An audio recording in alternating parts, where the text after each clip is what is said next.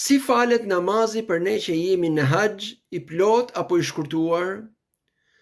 Po, ata që janë në haxh janë udhëtar dhe udhëtari si në haxh, si në ndonjë vend tjetër, rregulli që ka lënë profeti sallallahu alaihi wasallam është se namazi i udhëtarit është i shkurtuar dhe është për qëllim këtu çdo namaz që ka 4 rekate falet nga 2 rekate.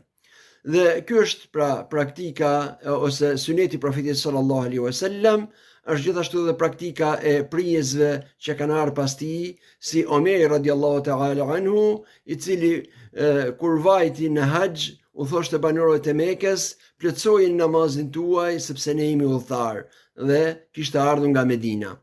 Dhe kështu haxhiu shkurton, por këtu është edhe një mesele tjetër, sepse haxhiut mbase nuk i bie gjithmonë ta fal vetëm namazin, por do falet pas imamllarëve të Mekës dhe ata janë vendali dhe ata e plotësojnë namazin.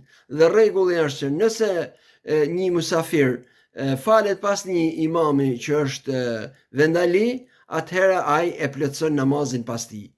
Por nëse falet vetëm, atëherë rregulli është që udhëtari shkurton.